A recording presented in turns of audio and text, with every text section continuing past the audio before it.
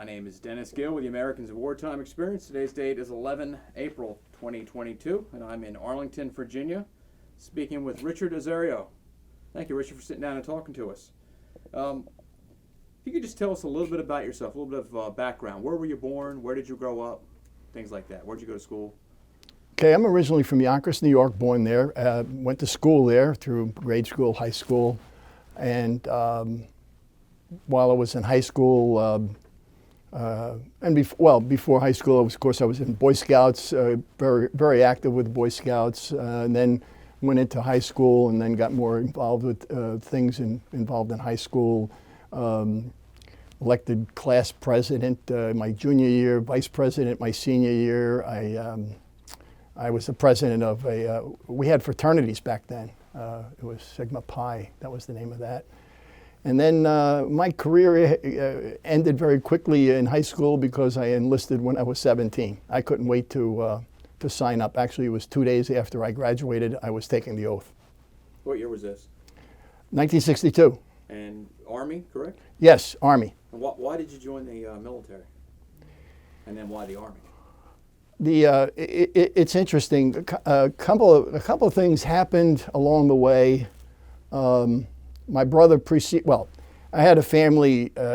My entire family on both sides of the family, my father's and mother's side, were all veterans, World War II, one of Korea. So I grew up in a family that was very involved in military operations. They didn't talk a lot about it, but every once in a while something would come out and I would just be wrapped in listening to the stories. Right. Who landed on a beach, who was caught in a hedgerow under tank fire and what that was like, or another uncle who, I remember this one very particularly, he was just a private, but he was leading the squad, and they were in France, and they came upon this farmhouse, and the farmer in French came out yelling, waving his hands, saying, "Boche, Boche," Germans in the barn. And so my uncle just turned to him, to his guys, and said, "I'm going in there. If I don't come out, just fill it up with hand grenades."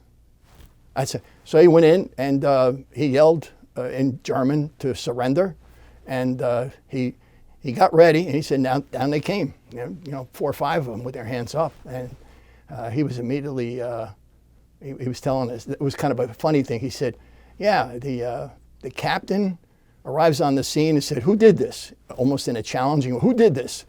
And he steps up rather shyly and admits it was him, and he said, he walked over to him, he literally ripped his PFC stripe off his shoulder or his arm and made him the sergeant.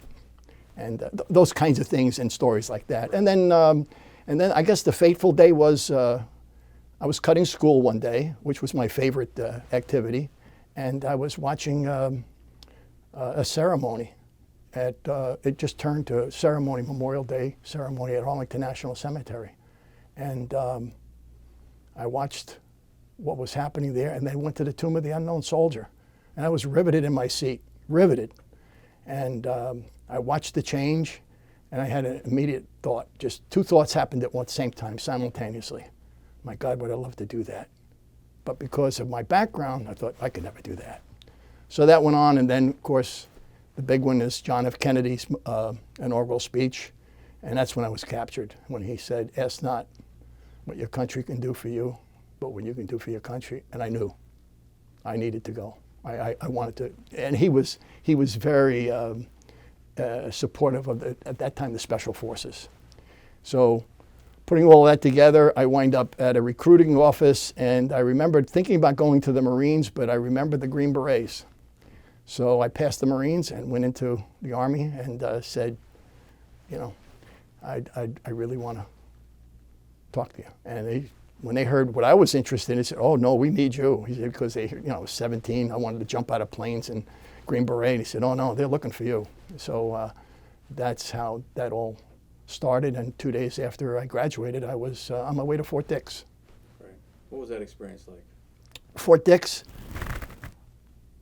It was, for me, it was great. I loved it. I mean, I loved it from day one. I didn't enjoy the food because they fed us 3 times a day this chipped beef on toast. To this day, I can't eat it anymore, but it was for they call it 0 week, where they get all the kinds of things that you need to get done, your uniforms. First time for me, shaving. They got all the guys, because we're going to get that peach fuzz off your face. So those were all interesting experiences. But then I got the uniform, and I saw what they were giving, but I loved every bit of it. I didn't care much for the inoculations. They lined us up, and we had to walk. It was like the Indians had that thing where you ran through the middle of it and they just beat you. Right. Well, we had to walk through this, and they had medics on both sides, and I don't know, and they had these guns, and they just hit you in the arm. By the time you got to the end, you must have been hit with about 10 or 15 of these things. That wasn't much fun, but the rest of it, I loved it. I loved every bit of it. Yeah. What did you end up doing in the Army? Well, then I was assigned, because of my initial enlistment. It was called Airborne Unassigned, and had every intention going airborne and on to Special Forces. So they gave me my MOS, Military Occupation Specialty, which was back then 111, light weapons infantry. So I get sent to Fort Jackson, South Carolina, and begin my light infantry training there. But then they had a special formation, and they said, these individuals are qualified. We need people to train on heavy weapons infantry. I didn't know the difference until they started explaining it. And I said, well, that sounds pretty good, riding on a Jeep and a 106 recoilless rifle rather than, so I got changed to I think it was 102. I've forgotten the numbers now, but and then we have the Cuba invasion scheduled. Suddenly this all now erupts, and we're going to invade Cuba. They changed our unit from training unit into what they call TONE unit, ready to go, and we were slated for the second wave. And they to this day, I still remember, because it tied into my uncles. They sat us all sitting on the floor. They got us on the floor in our barracks, and the sergeants that had some experience with this kind of thing. I still remember to this day, the sergeant, his name was Patterson, and he said, get off the beach. They'll have the beach zeroed. Get off the beach. Well, that connected with my uncles who were on some beaches, and they told me what it was like, and I thought, well, this is where Richie Azzaro doesn't go much further. His career, his history ends here on a beach. And so we got ready for that. I was designated a forward observer, so that added to my belief that my time had come, because they said, they go for the forward observers fast, because you're the only one that can bring everything down on them. So, but that comes and goes, and meanwhile, I'm running with a bunch of guys that are getting ready. We're really, really gung-ho, and want to go airborne. We were going Special Forces. They called another special formation, and they asked for volunteers to go to the 1st Battalion Reinforced 3rd Infantry. Well, everybody in my group, just, they're standing there saying, well, I heard that my hand went up, couldn't go any faster. I couldn't catch up to my hand, and they're looking at me because I was kind of a ringleader. What are you doing? That's a leg unit. I said, no, you don't understand. That's the old guard. So, because of the things that I had done, accomplished in my training and awards I won and so forth, they said, yep, you're going to go. So they pulled a bunch of us, interviewed us further, and while everybody else went on to their next assignment, we were held back waiting for transportation up to Arlington. That happened, and then a long story, I wind up eventually becoming a member of the Honor Guard Tomb of the Unknown Soldier. Tell me about the Old Guard. What is their responsibilities? What are the duties of the Old Guard?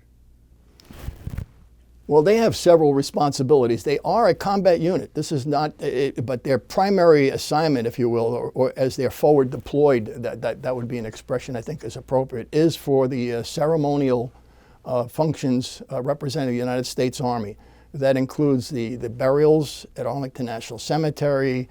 They have a drill team that goes out and represents the United States. They have an outstanding fife and drum corps that represents the period, because the unit goes back to the American Revolution. They serve in the White House. Whenever you see a full honor reception where a head of state comes in, the old guard is there. And in fact, because of the senior service, they are responsible for the colors and so forth. And then, of course, when we have the ceremonies at Arlington, like on Memorial Day or Veterans Day, that's a function that they hold on very strongly. But my experience, and then of course we have the caisson, which is a separate unit, especially they call them specialty units. They have they're the folks that have all the horses responsible for the bringing the bodies in by way of the caisson. But then you also have the guns. We refer to them as guns, the cannons that fire the salutes. There's a code to that depending on what rank you are, what recognition. There are so many rounds fired, and that's another specialty unit. And then, of course, there's the Tomb of the Unknown Soldier, the special platoon that its exclusive mission is dedicated to honoring the memory and protecting the remains of the unknowns at the Tomb of the Unknown Soldier. And those are called sentinels, the guys that are actually out there guarding the tomb. Yeah, that's the correct term. The actual what we call a walking sentinel is properly referred to as a sentinel. You have it's structured to be in 3 reliefs. That's each 24 hours a relief is assigned to the tomb, and within the structure of that leadership, you certainly have the sentinels. You have a relief commander who's responsible for that relief on the 24-hour period that they're there. The next step up would be an assistant sergeant of the guard, a sergeant of the guard, and he's a senior enlisted, and he's really responsible for everything that's going on. And he is then, the next step up is the commander of the guard, which is an officer. And again, he is responsible for that platoon and everything that goes on with that. Right. Those guys that are out there, those sentinels, they're referred to sometimes as badge holders, correct? Yes. Explain to me what a badge holder is, because not everybody that's part of the old guard is a badge holder, correct? That's correct. The badge holder, that expression refers to those members of the tomb guard that have successfully completed the specified training and experience to be qualified to be referred to as a tomb guard. Up until that point, they are not. They are in training throughout this period, and it varies as much as from 9 months to some have shortened it, but sometimes a year. It takes to get that, and then they are awarded permanently as orders are issued, and that is a permanent award which is worn on their uniform and it's worn on the right breast.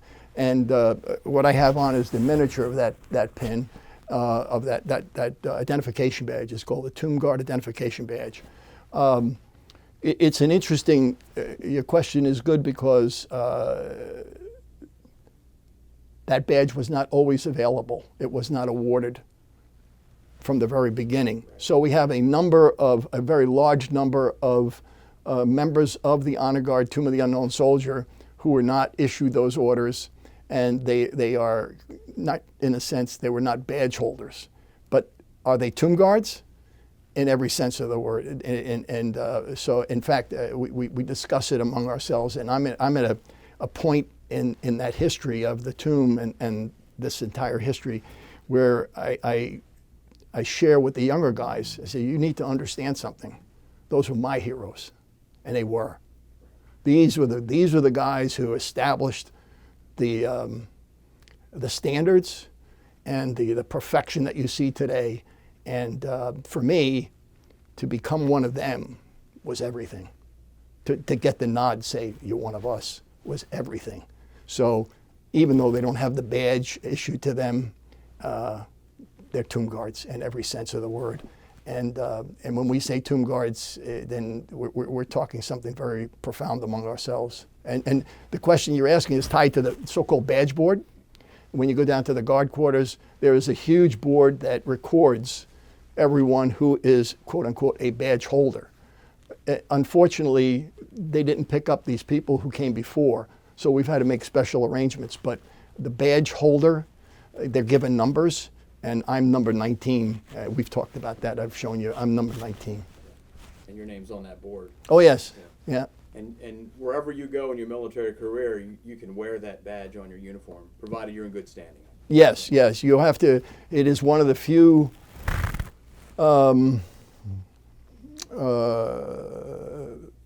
awards, however you want to call it, from the military that can be revoked if there's a failure to maintain the standards. It's for life. Once you're signed on, your commitment, literally and figuratively speaking, is for life, and it can be revoked. Yes. Because you're a representative of that fraternity forever.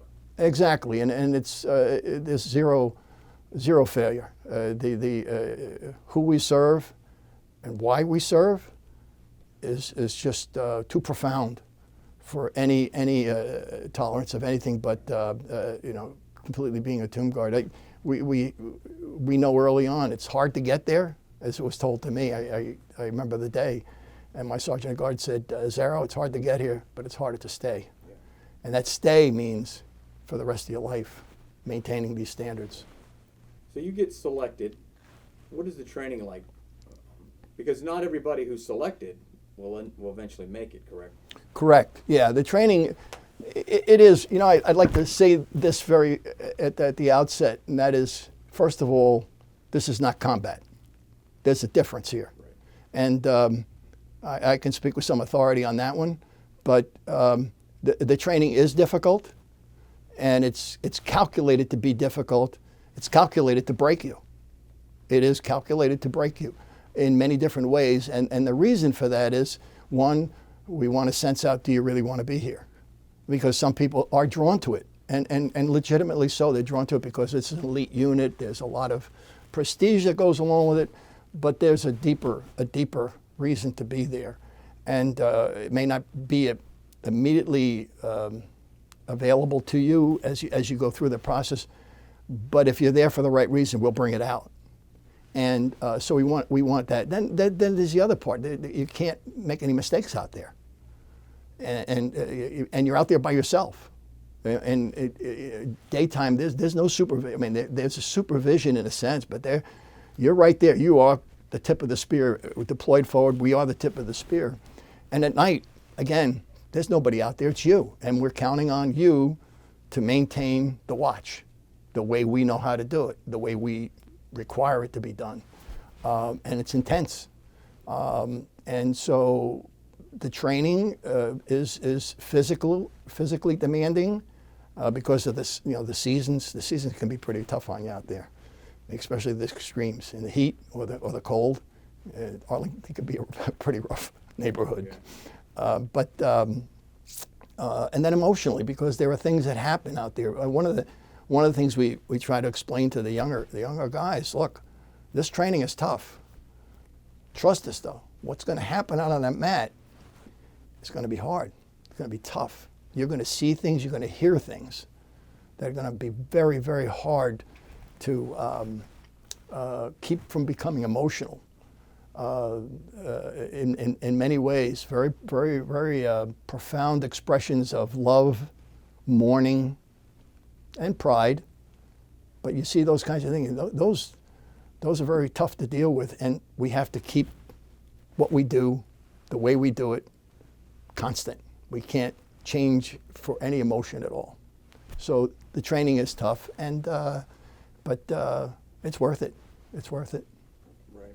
You mentioned President Kennedy. His speech was one of the things that motivated you. Yes.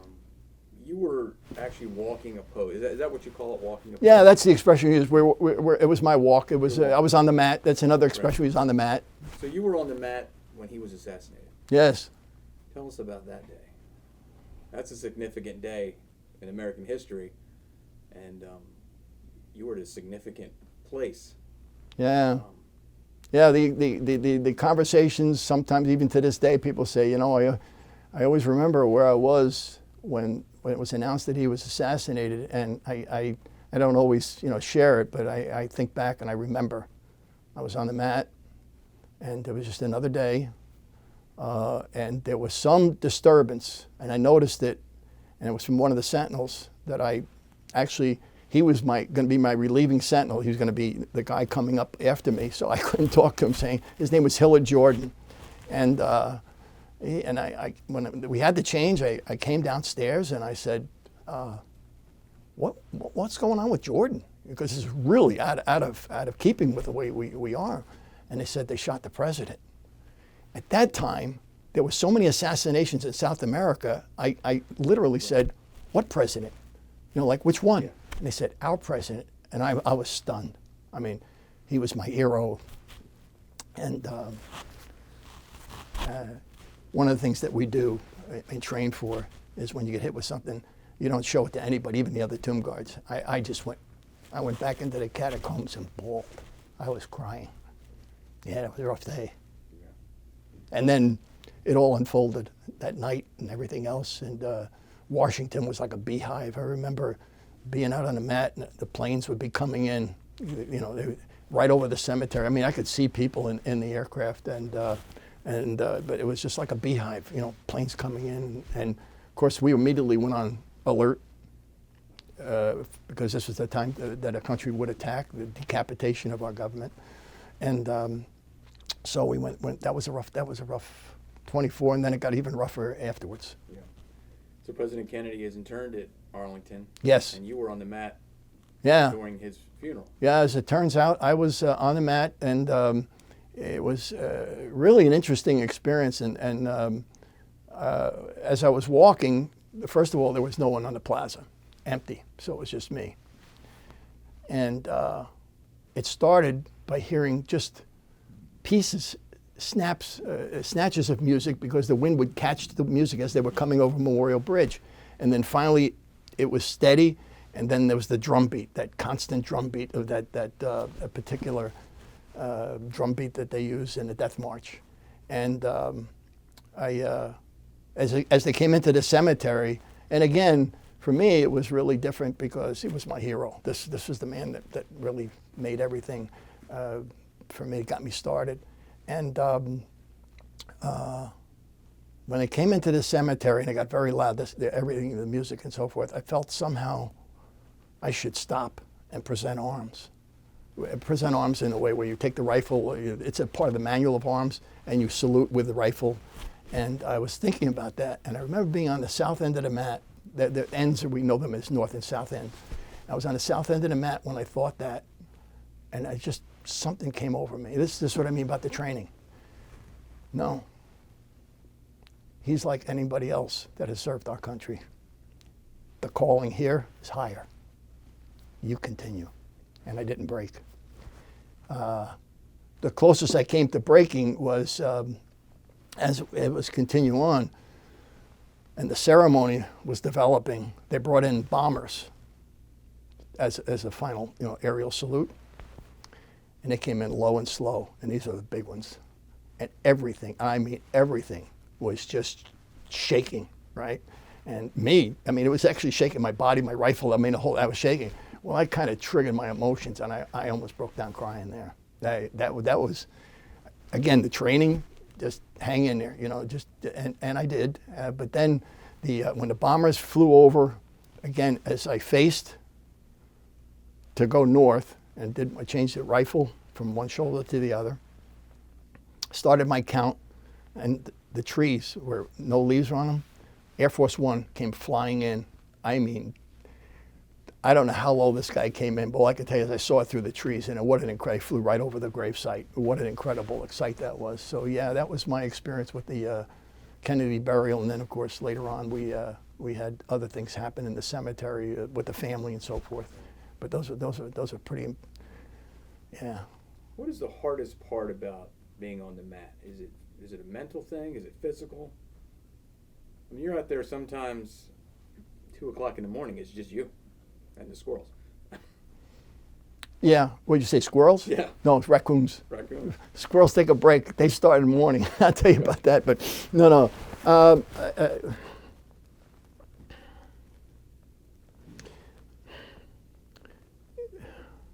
couple of things. Experiences. The most profound one for me was, and this was hard. back in that time, the chains were very close to us, only a foot and a half away, so the public was standing right there. And this one day, I had heard many stories before, but this one day, a woman who I later realized she was a Gold Star mother began talking to me. And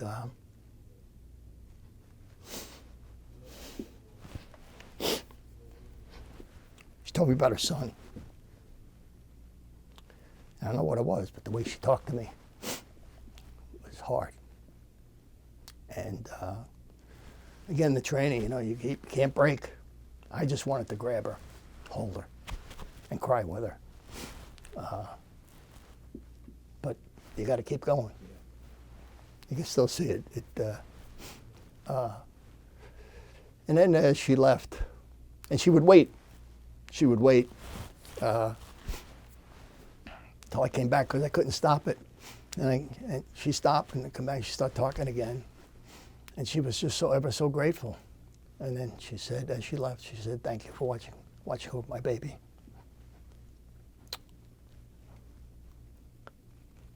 It changed me for the rest of my life. That one moment, and learned a lot that day. About a lot of things myself. And, but I went through the guard change, thinking that I was doing a good job of it. I was tough. I was one of the hardcore guys, and my relief commander followed me right. I mean, he was right on my tail, going downstairs, and I remember standing there taking the bayonet off my rifle, and he said, and expletives not deleted, he said basically, "Azzaro, what is going on? What's going on?" And I looked at him and I told him. He just looked at me. This guy was, he was, again, one of my idols. Hazel eyes, just look right through you. He just nodded and he walked away from me. He never said a word. I later realized and I later learned he knew what had happened to me. I'd become a tomb guard. And that's what happens out there. Sometime in your career, could be in the middle of the night, could be by yourself. The mission turns on you and embraces you. That's the best way I can describe it. You're changed forever. Other things that can happen out there, cold, really bad cold, and that can hurt. Really, that would be a bad day. And then you have incidents like just the reverse of what I'm tearing up over. One day, I again posted, everything's going fine, and I turn, and the next thing I see is a little girl. She couldn't have been more than about that big, and dressed up in her nice Sunday. It was a Sunday, and dressed up all nice the way they used to, little white gloves and everything, and little hat they had on. And she's not only inside the chain, she's standing right by the tomb. She's right there. This is before Vietnam was interred, so she's right in between World War II and Korea, and standing right at the tomb. And I turned around, I get halfway through my manual, and I realize what I've got, and I immediately come down to what we call port arms. And I'm waiting for somebody to run in there and grab this child, and I'm looking and say, what do I do?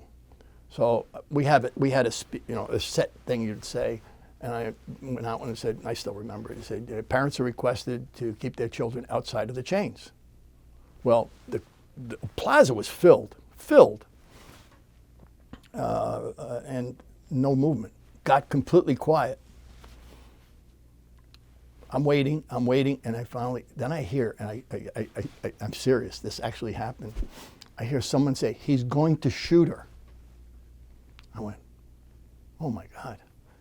And then I'm saying, well, any moment now, I'm going to see some guy coming over those chains, rescue. Nobody moves. Nobody. And now she's looking at me, and she's frozen. She's frozen, and she's looking right at me. So I just decided to walk over to her. And she's looking at me, she just follows me up, and she sees this giant 6'1". I got a rifle. Gotta be. This kid had to be. And I looked at her, and I just reached out at my hand. And I could still see that white glove reaching out to her, and her white glove met mine. And I walked her outside the chains. I went back on the mat, went back into my thing, and I'll have to admit, I thought I was the coolest guy in the world. I thought that was so cool. But it was the training. It was the kind of training that just said, you know, this is what you do. And you can't anticipate something like that. So those would be the kinds of days you could have. Yeah. How long were you a sentinel? I was there for just a little over 2 years, 25 months exactly. Okay. And where did you go from there? Well, I separated from the Army. I had started college at night. And so my first job was, I was still 20. I wasn't even 21. I wanted to go into law enforcement.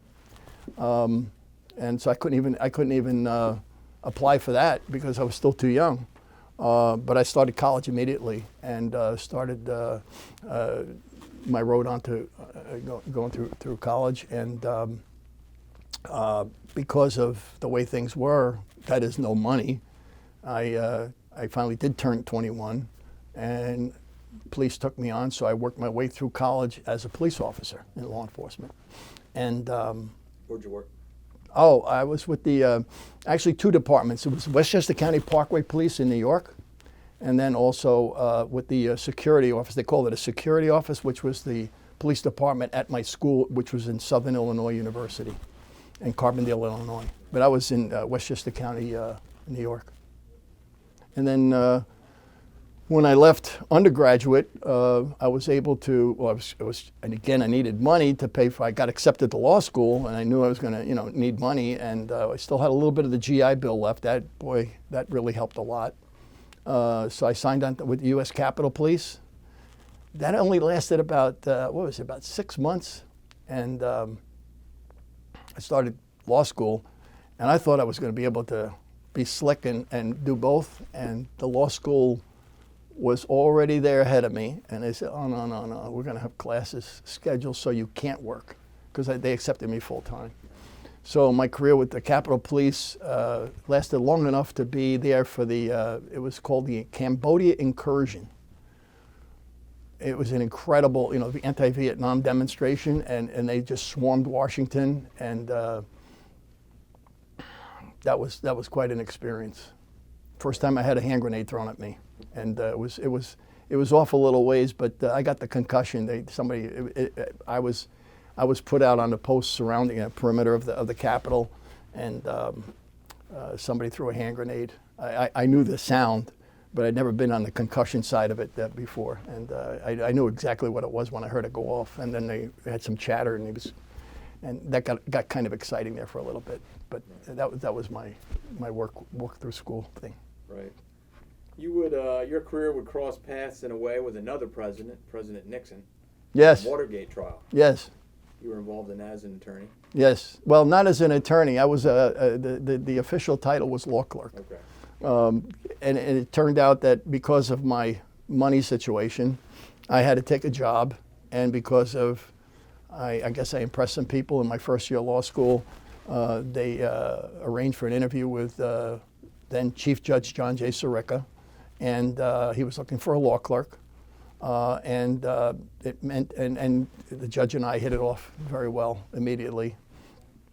And I got the job, and then that meant I had to switch from full time to night school. They referred to it. So I was going to night school, but working for Judge Sirica full time, and it was about 2 or 3 months before we heard about a certain break-in, and Right.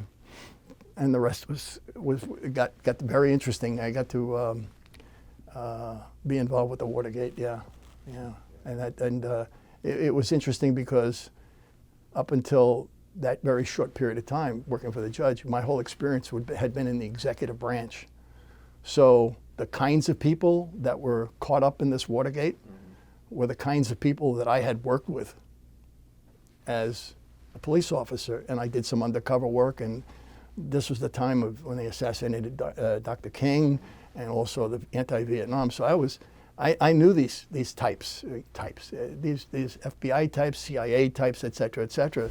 So it was kind of a unique experience of working for a judge. I'm now in the judiciary as opposed to the executive branch, and that was quite an experience for me. And you would go on to become an attorney and have quite a lengthy career in the federal government. 45 years. Yes, 45 years. Yeah. Yeah. What kind of, can you just give us some highlights of your career?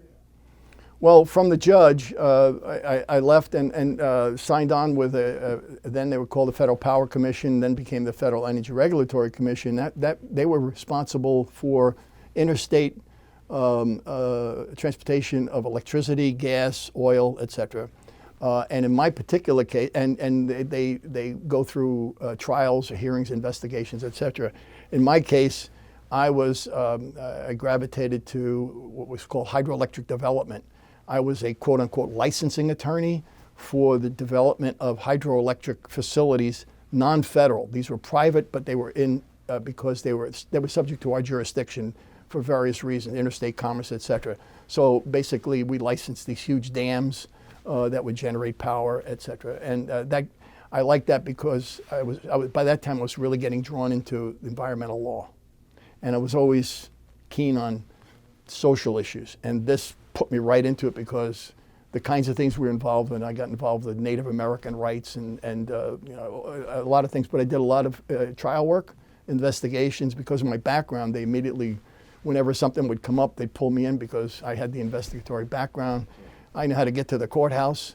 I know how to serve a subpoena, and as they say, sometimes every once in a while, I get a bad guy and take care of business and talk to the right people to make sure that the bad guys were addressed appropriately. And then I went from, then I got an opportunity to start up with a new agency that was forming, and it was because I just wanted to do more. It was called the Defense Nuclear Facility Safety Board. It was about nuclear weapons. They had the oversight of health and safety issues, or the oversight over the Department of Energy's nuclear weapons. And so again, because of my background, mostly trial, investigation, mediation, so forth, they needed someone with that skill sets. Of course, being a philosophy major and a sociology minor, I had no idea what I was getting into with the nuclear weapon, but I had to learn. And I finished up with them as the general counsel. Right.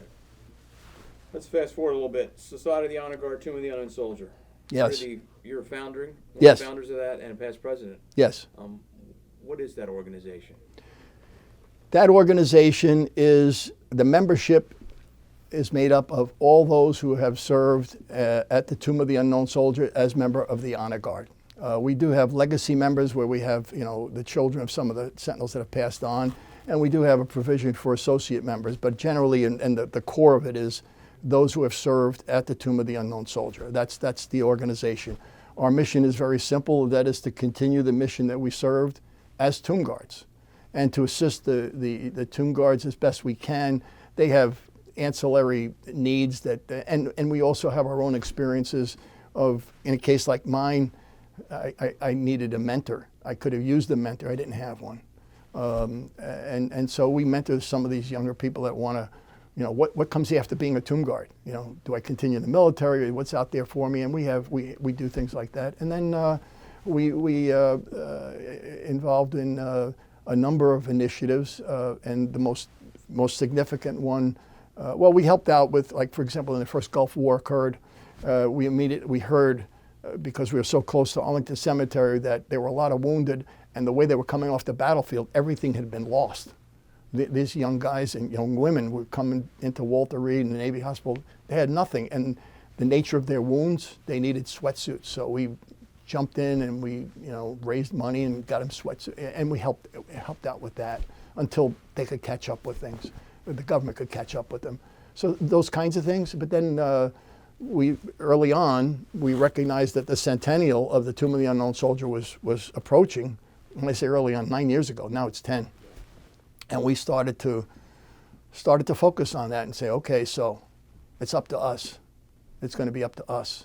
And so we started working on the centennial. And there were a number of initiatives that we can talk about. And Tomb of the Unknown Soldier Foundation, you're also yes. part of that. Actually, you're the president of that now. Yes, I am. The founder, and that is another organization that we founded, and it was exclusively for recognizing the centennial was coming.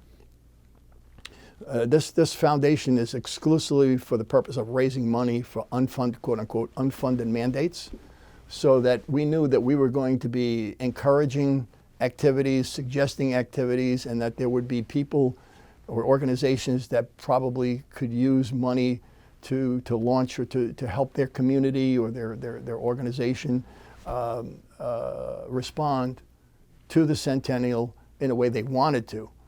So it's strictly a money-raising operation, and so that's what we're doing. Right. You were the author of something called the flower ceremony. In fact, Yes. That's what brings us here today. Yes. That was last November, which would coincide with the 100th anniversary of the tomb. Yes. What was the flower ceremony, and where did the idea come from? Okay, to zero in on the flower ceremony, I need to just speak a little bit about some of the groundwork, if you will, that we did as we began preparing for the centennial. When we got our group together, initially it was 4 of us, and then it branched into the rest of the society because we laid it out. Here's what we're doing, guys, and this is what we want to do. We pooled our experiences both at the tomb and in later life. And what we quickly realized, we got our values and our sense of what we wanted to do and how to do it very quickly. If you will, we got our contours and the content of what we were going to do from our experiences. And things that we knew immediately, whatever we do, we need to reach Americans, individuals. Organizations, yes, but this is like our experience on the plaza. However large the crowd, it's a very personal experience, and we knew that. And so what we would be doing would be calculated to reach out to individual Americans. Communities, however you define them, geographically and otherwise, but focusing on there and get right down into the hamlets. It couldn't be, it shouldn't be, and it could not be Washington-centric, so that everything that was happening in the centennial had to do with Washington, and people would have to come to Washington or go through Washington. We knew that was not the case. We saw enough of that. Again, we were going to be proactive and reach out to all of America. Inclusive, another key term here. The story of America is one of inclusion. When people have been asked to fight for this country, it was everybody, part of a team. Didn't matter what part of the country you came from, what your religion was, your race, it was. And so the Tomb of the Unknown Soldier represented a much higher meaning than just World War I. It's not limited to World War I. What it is, it's about America's sacred duty to never, ever forget all those who have served and sacrificed on behalf of America in times of war or armed conflict, and their families. We add on to that, we recognize the allies too. So as we began to think about how we would include them, these started suggesting the ways in which, and the activities. One of the things, again, another aspect of our planning is we recognize that humanity, Americans, time-honored, speak in many different languages. And I'm not talking about French or Italian. It's the languages of music, poetry, flowers, ceremony, yes, but not everybody is comfortable with ceremony. It's for a lot of, and again, this is our experience at the tomb. There are people who won't participate in ceremonies, but they're nevertheless deeply patriotic, deeply loving, and some of them are in deep mourning over a loss, or they remember family members, communities that were, heavily impacted because of a particular battle or so forth, where their entire National Guard unit was decimated or even wiped out. So, with that, we started thinking about the initiatives that we would open up and try to discuss things. So we have poetry. We had Bob Martin. Oh, well, along the way, we started recruiting people or organizations that were real partners. As soon as they heard it. Start off with the Daughters of the American Revolution. Incredible organization, terrific leadership. They electrified many of our programs, especially the related to flowers. The American Rose Society, same thing. Incredible organization. We talked with the United States Army Band and made contacts with them, and we'll talk about that because it's all part of what happened on the 9th and 10th. So we have a number of these initiatives. In the poetry, for example, Bob Martin, the president of the American Rose Society, penned a poem. We asked him, we'd like a poem that will be this generation's answer to the iconic poem of World War I in Flanders Field. 2 days, in 2 days, he presented what he said, see if you like this. It was done. It's like what they used to say about Mozart when he wrote, there was no drafting, it was done. I looked at it, I was absolutely stunned by it. Once we got that, I started thinking in terms of, we need somebody who really knows how to read this, really dramatically and then the suggestion of dramatic reading. Make a long story short, through members of the United States Army Band, then retired, all volunteers, we put together a team under the former Command Sergeant Major Dan Smith, put together a team of videographers, music, and a reader, professional.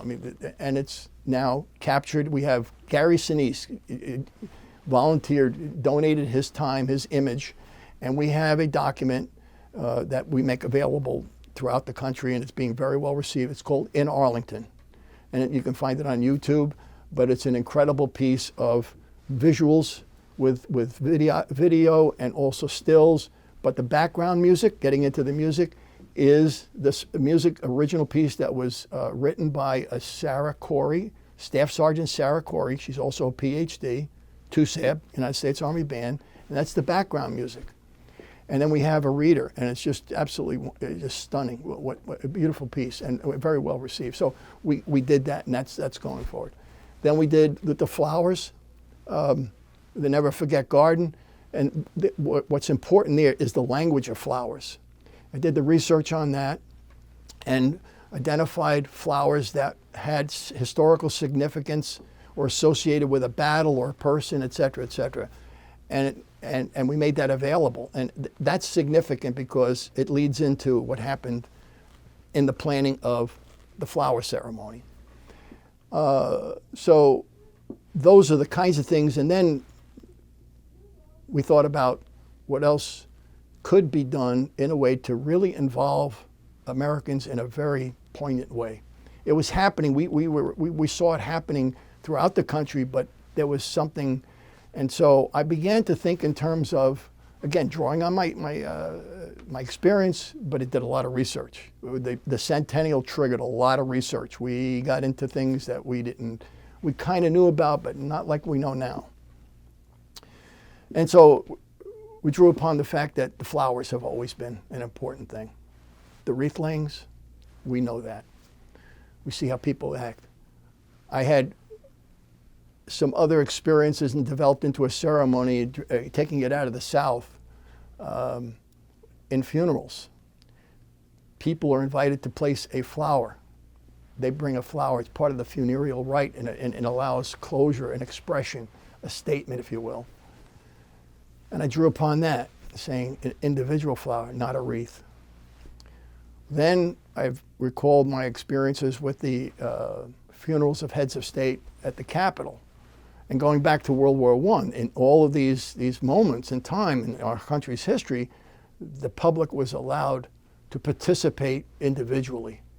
And that it was something worth doing was evidenced by the amount or the outpouring of people as they came forward to do that. We have the records and dramatic things of World War I, of World War II. But then the more recent, at that time, it's now past, they had the President Bush, and they opened it up. And they were taken completely by surprise because they had to keep the doors open at night because so many people showed up. And I said, that's it. So I began to draft an idea, and I knew we weren't going to do a reenactment. That was not, but an actual ceremony that would allow people to express themselves individually. And again, because of my having been a tomb guard, I knew the way to set it up and a way to bring the people through and so forth. And for the flow and how you do it, but it would be an invitation to all of America to place a flower at the tomb as an expression of your love of country. That's what it was all about. This entire matter was all about uniting the country around love of country by reuniting them with our veterans. And that was the underlying purpose of this. And again, because of the other work we were seeing, whenever we introduced ourselves, how warmly we were received, and it'd say, the country needs this. The country needs this. And so when I put it all together, and here's the flower part. Originally, as I thought it, we wanted to have a flower that meant something. Well, because of the research, the pink carnation is symbolic of a mother's love. And with tomb guards, that's important to us. And so it was intended, and that's what we eventually did. We and another organization were allowed to distribute the flowers that day. So my organization, which was the foundation, supported by the Military Women's Museum, and you'll be talking with Phyllis Wilson and Donna Hoole, who was incredible throughout this whole thing. She was our point of contact. Our setup, as we received the public, we had two flowers. One was the pink carnation and the white rose. And we were able to inject more meaning into the idea of, look, it's not just a flower. And and we were able to talk. This is well, we can get into it later, but that was some of the incredibly rewarding parts of being there those days and being a part of this. Was that when people heard that, oh, I want a pink carnation, but it was and the bonding was just so. It's the kind of love that you really experience on the plaza. It's pure, it's true, and we saw that happening as a result of. But that's how the flowers and the thinking went through. It was really incredible to do it. Well, I'll stop there. I think that's what I want to say about those flowers and about the ceremony. Was the idea immediately embraced by the Army and the cemetery folks? Oh. Okay, yeah, I was so focused on the nuts and bolts there. Yeah, no, as soon as the Congress passed a special law under the National Defense Authorization Act of 2017, as soon as that was passed, which recognized and passed into law that the centennial, recognizing the centennial and the Tomb of the Unknown Soldier, the singular importance of the Tomb of the Unknown Soldier, that was not to be a part of anything else. This is focused on that centennial because how important it was to the American people. As soon as that was passed, Gavin McElvenna, the then president of the society, and I immediately went to Arlington National Cemetery because we learned that they had been, while it was initially directed to the Secretary of Defense, he exercised his discretion to delegate down to Arlington National Cemetery. We immediately set up appointments with them to discuss our interests and so forth, and we presented the, I have the memo, I brought that. I'd like to make that a part of the record so that anyone who wants to, there's more detail than what I've discussed and be part of it. This is a document that is the memo that we presented to Arlington National Cemetery from the society. I mean, so they immediately embraced it and they assured us all along. They had some difficulties along the way and getting there, but they eventually got there and they adopted it as theirs, which was good. It was the mission. It wasn't who thought of it. That's not the important part. It was the mission, and what we saw those 2 days, mission accomplished, and the country was well served. Right. Tell us about those days. What observations did you have about those 2 days? You planned all of this. There's a lot of work that's involved in that. Yeah. And then it happens. Yeah. Yeah. The crowds show up. Yeah, you use the words amazing, arresting, riveting, sometimes almost mystical. All those words apply, but yet they're not really adequate. It's unfortunate, but thanks to you and your organization, we're able to capture this, at least from the experience.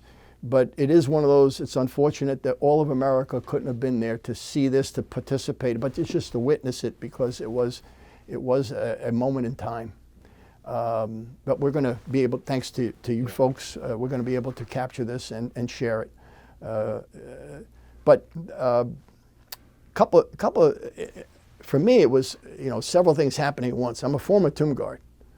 And so what I experienced that day, I was looking at the eyes of the tomb guard, but also the guy who had something to do with this, and proud of that. And I unabashedly say, hey, I was proud of that this, and I was proud of the tomb guards that were on duty that day. They performed flawlessly. I saw things, and I was just so proud of them because it was flawless, every move. And they had some experiences and that they weren't ready for, and they couldn't be ready for because they didn't know what it was going to be like to have the public so close to them.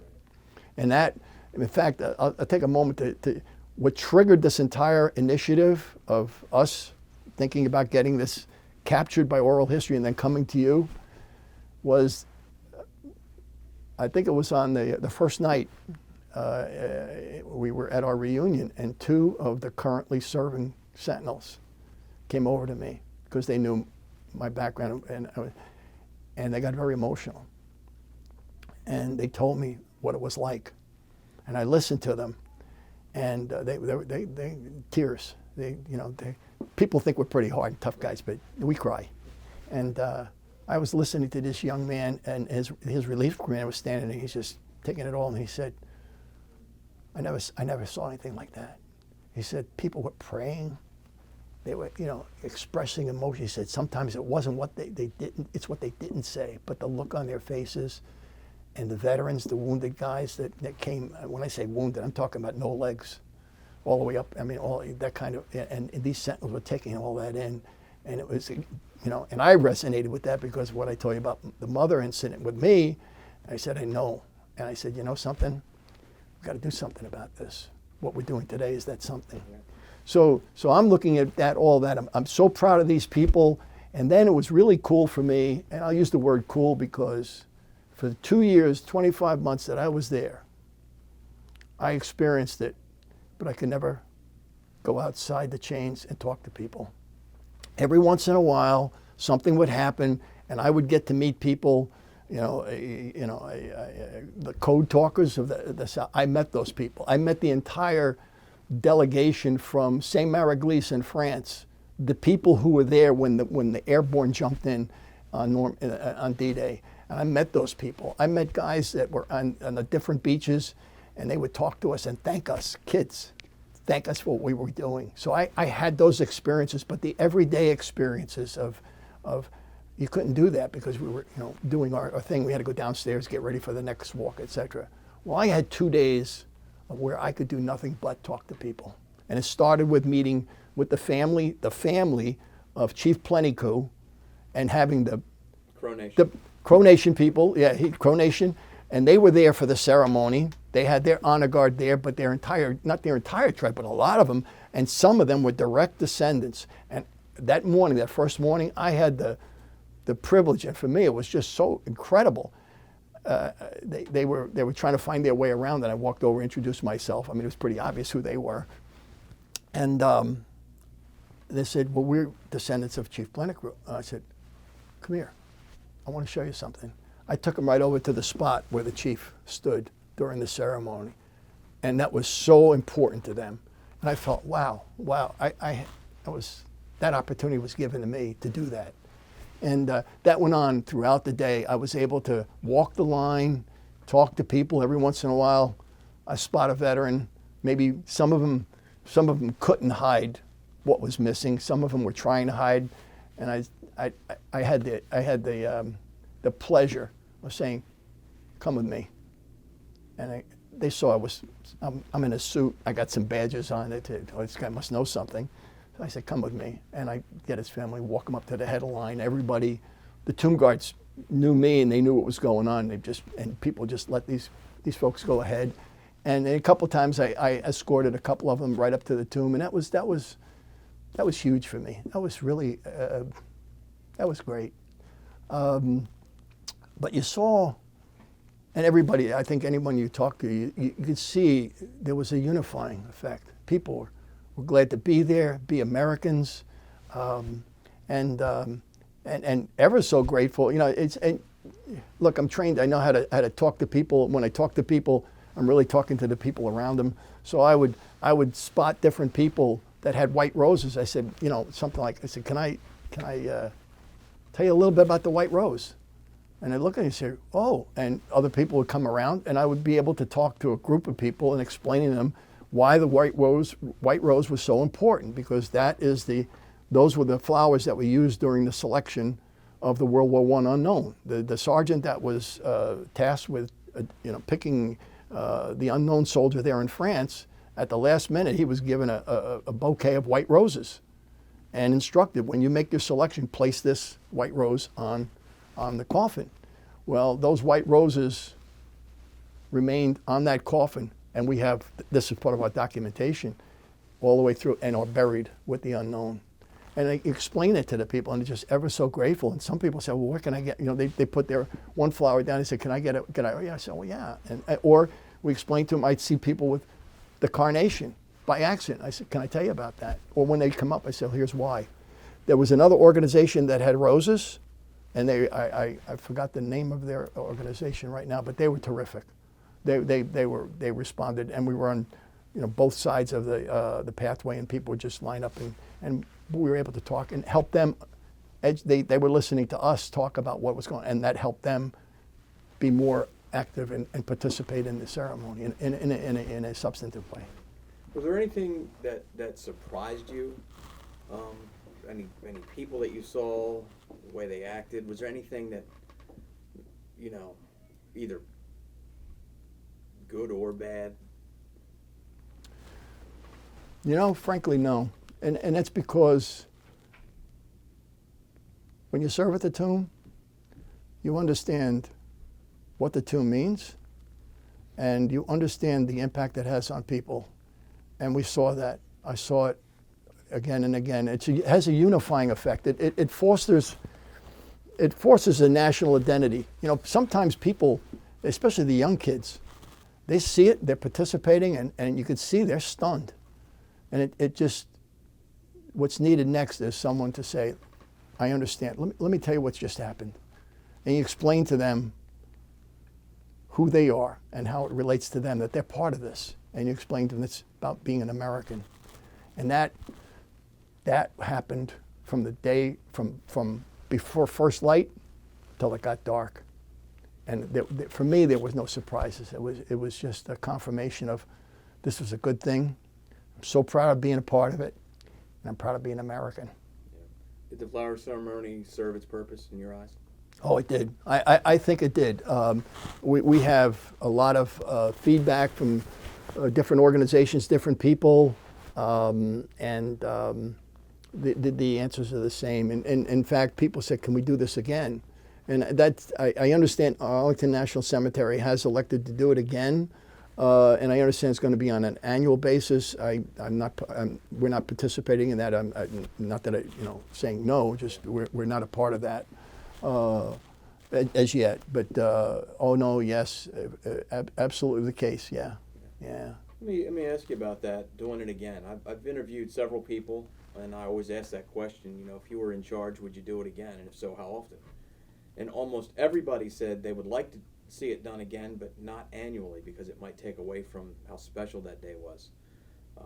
What are your thoughts? If you're king for the day, is it something you do every year, every 5 years, every 10 years? No, you talk about king. I wish it was Solomon. I could show you how to split the baby here, but you touched on your interviews elicited the kind of honesty responses that I heard, I feel myself. The first thing is yes, the power of the ceremony needs to be made available to our country. But the power of the ceremony, I think, came from the fact that it hadn't been done before in 100 years. Now, I'll quickly say, I don't think we should wait 100 years. I don't think that's the case. But annually, I don't think that's the case. But I've heard people say it a couple of ways. They said, well, it was more about being able to come onto sacred ground, and that allow people. And I can't deny that. I spent a lot of time talking to people, especially the vets, because you could see them. They were pretty emotional.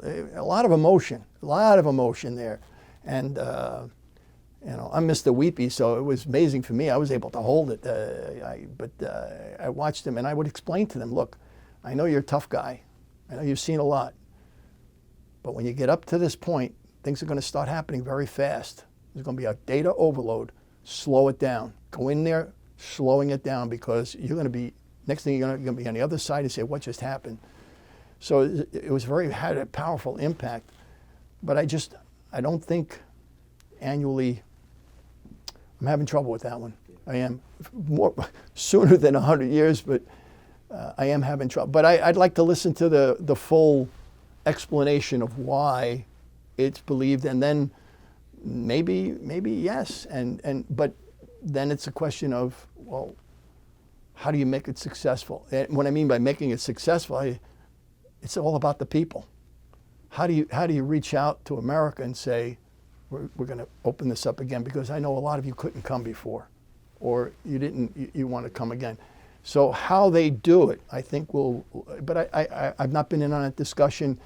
This one I knew backwards, this ceremony I knew backwards and forwards, and you'll see in the document, one of the key things that I was looking for, and again, based on experience, is I wanted those flowers left around the tomb, because that was the statement by Americans, but it was a statement of our country, collectively, coming individually, just as they do when it comes time for war. They come out of their homes and they come individually, but they serve collectively as Americans. That's what was happening there, and I wanted that statement to be seen by the president.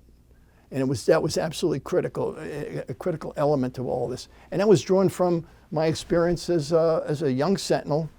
Can't believe how young I was and how long ago it was, but I was there when World War I, when those Memorial Days came, those days that I was there, it was a sea of white. They all wore white uniforms. And these flags, they had their colors everywhere, all these units and everything. But it was a sea of white. And when they came, they presented wreaths. And there were so many wreaths that they would pile up around the tomb. And the tomb would literally be just encased with a wreath of wreaths. That image never left me. And I thought, that's what we need to do. Now, we were able to get that done, and with good effect. So it's there. And I don't want it to be just a 1 day or 2 day thing for America. It needs to be something that we do share, because it is important. It facilitates that sense of, forces that national identity, that part that makes us united. It transcends our differences, whether they be where you're from, your politics, or your race. It transcends that. It shows what really unites us. And that ceremony, that went a long way. And I'd like to see that more. I'd like to see it made available to the country. But this question it's a big one. You spoke of that moment when you were a sentinel, when you were on the mat, when that Gold Star mother was talking to you, how that changed you. Yeah. I can see that when you talk about it, 50 plus years later. Yeah. How does this ceremony, this flower ceremony, and your involvement in it, and what you witnessed that day, does that add to that moment? How does this affect and change your life? If we're talking 20 years in the future and you're looking back on this moment. There's two parts of me. There's the kid that was on the mat, and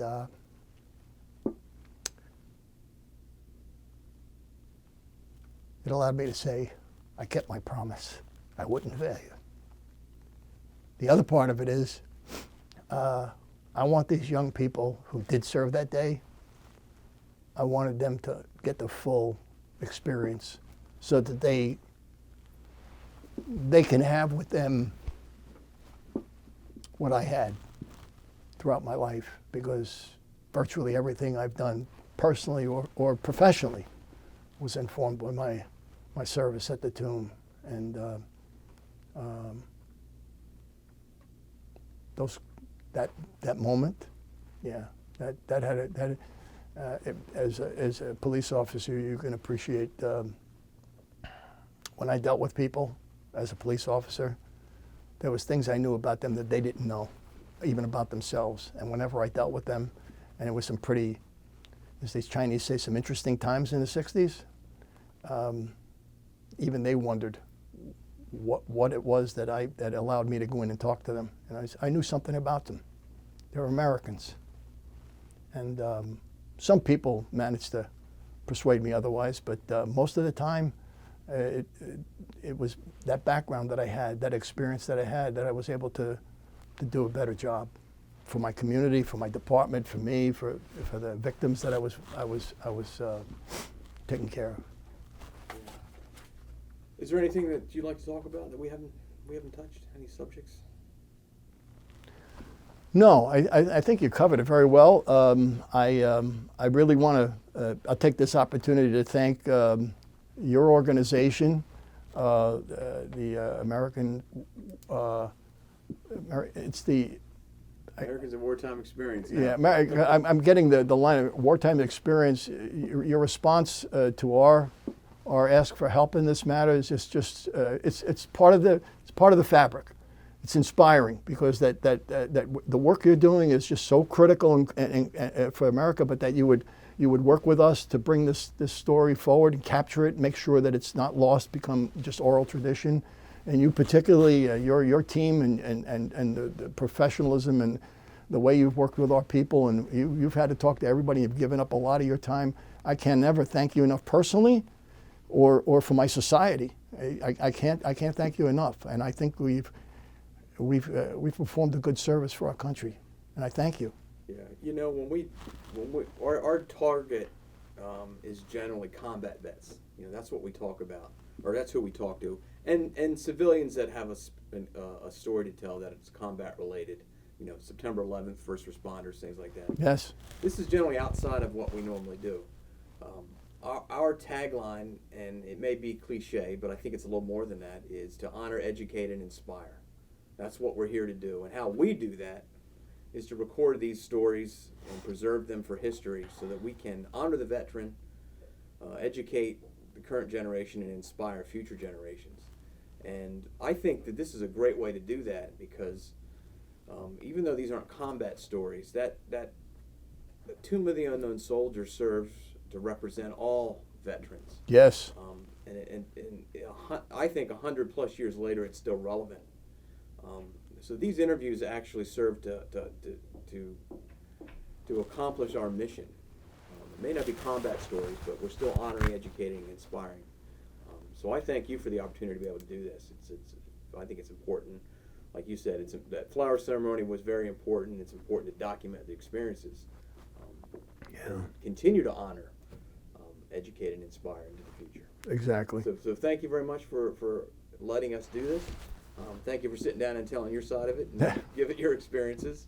And more importantly, thank you for your service that 60 plus years later you're still doing. You're still serving your country. It's a privilege, and I'm still trying to earn my badge. Well, thank you, sir. Thank you, Appreciate Dennis. it. Yep.